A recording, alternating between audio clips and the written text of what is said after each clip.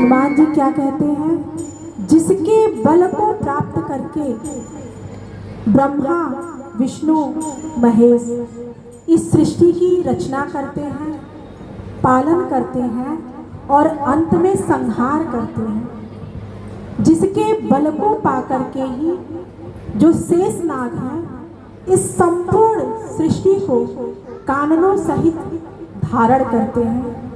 जाके बल लवलेश ते जिते हूँ चराचर झार, जिसके एक अंश मात्र बल को प्राप्त करके तुमने देवताओं और संपूर्ण ब्रह्मांडों को जीत लिया है। तासु दूत मैं जाकर हरियाणा प्रिय नारी, मैं उन्हीं का दूत हूँ जिसको प्रिय स्त्री को तुम हरण करके ले आए हो। यहाँ हनुमान जी भगवान राम की प्रभुता को स्थापित करते हैं कि हे रावण, हर मनुष्य के हृदय में 3 प्रकार के अहंकार हैं, सात्विक, राजसी और तामसिक। तुम राजा हो इसलिए रजोगुण को अपने पास रखो। तुम ऋषि पुलस्त के पुत्र हो इसलिए सतोगुण भी तुम अपने पास रखो। किंतु मोह मूल बहुसूल प्रद त्यागम तम अभिमान, किंतु जो संपूर्ण दुखों का जड़ है, जो संपूर्ण कष्टों को देने वाला तामसिक अहंकार है, उसका त्याग कर दो। तुम राजा हो, ऋषि पुलस्त के कुल में जन्मे हो, उनके कुल का जो महिमा है वह निष्कलंक है। तुम उस चांद रूपी महिमा में कलंक का मंडन मत करो। उनकी बातों को सुनकर के रावण क्या कहता है, मिला हमें कपिगुरु बड़े ज्ञानी। हंस के क्या कहता है कि आज तक किसी को ऐसा गुरु मिला है जैसा मुझे मिला है। आप विचार करिए कि जो अंगद जी होते हैं वो बाली के पुत्र हैं और बाली अपने बगल में रावण को 6 मास तक दबा के रखता है। तो क्या उनके पास इतना सामर्थ्य नहीं था कि वे समुद्र पार कर सकते थे? किंतु उन्होंने हनुमान जी को ही क्यों भेजा? क्योंकि हनुमान जी शिव के अवतार हैं और हनुमान और जो रावण है वह भगवान शिव का शिष्य है। तो क्या कहते हैं, गुरुजी जाइए और अपने शिष्य को कुछ तो समझाइए। भगवान शंकर मन ही मन मुस्कुराते हैं कि प्रभु आपने भेज तो दिया और शिष्य मान भी रहा है कि मैं गुरु हूँ, किंतु यह समझने को तैयार ही नहीं हो रहा है कि मैं उसका ही गुरु हूँ, शिव स्वरूप। उल्टा होई कहे हनुमाना, मत भ्रम तोर प्रगट में जाना। मृत्यु निकट आई खल तोही, लागे से अधम सिखावन मोही। जब मृत्यु तुम्हारे पास आई है तो तुम गुरु की तरह मुझे प्रबोध कर रहे हो। हनुमान जी मुस्कुराते हैं कि तुम्हारी नहीं, मेरी तो नहीं, लेकिन तुम्हारी मृत्यु जरूर पास आ गई है। हनुमान जी की निशंक बातों को सुनकर रावण क्रोधित होकर मारने के लिए दौड़ता है। उसी समय सचिवन सहित विभीषण आए। आकर के रावण को प्रणाम करके कहते हैं कि हे राजन, आप तो नीतिगत मार्ग से चलते हैं, आप क्षमा कीजिए। दूत को मारना राजनीति के विरुद्ध है। आन दंड कछु करिए गोसाई, हे प्रभु कुछ और दंड दीजिए।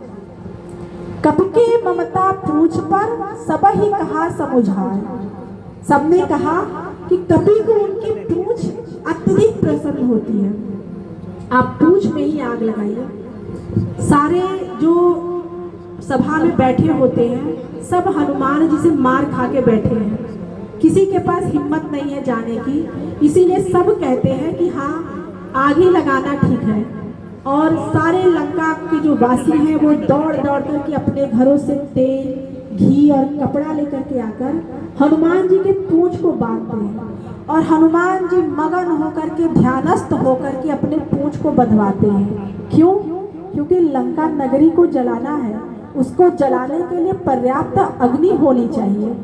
जैसे ही उनके पूंछ में आग लगती है, निबुक चढ़े कपि कनक अटारी, तुरंत वो स्वरूप को छोटा करते हैं, किंतु पूंछ उतनी ही बड़ी रहती है और वे कहाँ उठ पड़ते हैं? लंका पे। उलटी पलटी लंका सब जारी, कूद परा पिनु सिंधु मझारी। वो संपूर्ण लंका नगरी को उलट पलट कर जलाते हैं। अब यहाँ है कि हनुमान जी को भगवान ने लंका जलाने की आज्ञा नहीं दी थी, फिर भी यहाँ लंका क्यों जलाते हैं? क्योंकि जैसे ही जो लंकिनी निश्चरी होती है, मुठिका एक महाकपि है, जब हनुमान जी उसको मुठिका से प्रहार करते हैं तो उसी समय वो अर्धमरी हो जाती है और वह हनुमान जी से क्या करती है?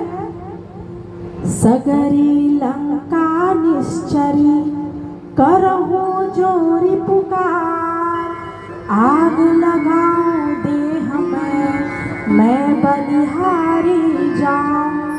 वो रावण की जो लंकिनी होती है, लंका नगरी, वो हनुमान जी से हाथ जोड़ करके क्या कहती है? हे प्रभु, आपके मारने से मैं अधमरी हो गई, अभी थोड़ी ही देर में मैं मृत हो जाऊंगी और मुझे डर है कि रावण के भय से कोई भी मेरे शरीर को नहीं जलाएगा। इसलिए आप तो प्रभु के दूत हैं, हाथ जोड़कर विनती है आपसे कि मेरे इस मृत शरीर को अग्नि के सुपुर्द करिएगा। इसीलिए उलटी पलटी चारों तरफ से उलट पलट करके हनुमान जी लंका नगरी को जलाते हैं और फिर समुद्र में कूद पड़ते हैं। पूछ बुझाई खोई सब धरि लघु रूप बहोरी, जनक सुता के आगे ठाड़ भयो कर जोर, मात मोहि दीजे कछु चिन्हा, जैसे रघुनायक मोहि दीना, चूड़ामणि उतार तब दयऊ, हरस समेत पवन सुत लयऊ। माता सीता के पास आकर के कहते हैं कि हे माँ, जिस प्रकार से प्रभु ने अपनी शहीदानी दी थी, उसी प्रकार से आप भी मुझे कुछ प्रदान करिए। माता सीता चूड़ामणि देती है, जो चूड़ामणि समुद्र मंथन से उत्पन्न हुआ था और स्वर्ग के राजा इंद्र के पास था।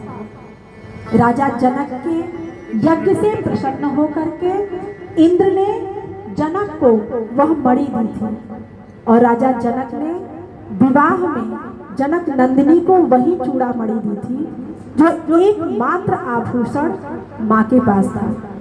माँ वही चूड़ामणि उतार करके हनुमान जी को देती हैं और कहती हैं, तात शक्र सुत कथा सुनायो, बान प्रताप प्रभु समुझाओ, मास दिवस मह जो नहीं आवा, तो पुनि मोहि जियत नहीं पावा। हे प्रभु, उनके पास जाकर के कहना कि किस प्रकार से शक्तसुत इंद्र के पुत्र जयंत का अपराध बहुत छोटा था, वह सिर्फ मेरे पैरों में चोंच मार के गया था और आपने उसको संपूर्ण ब्रह्मांड में घुमा दिया। आज मैं रावण के पास बंदिनी पड़ी हूँ, मेरा उद्धार कीजिए।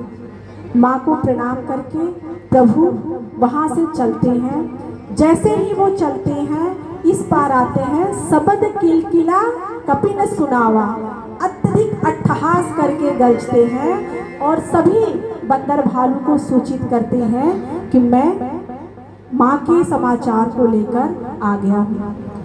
जामवंत जी के समेत पौन सुत हनुमान भगवान राम के पास जाते हैं और उन्हें आता देख करके भगवान श्री राम अत्यधिक प्रसन्न होते हैं और जानते हैं कि इन्होंने कार्य को पूर्ण कर लिया है।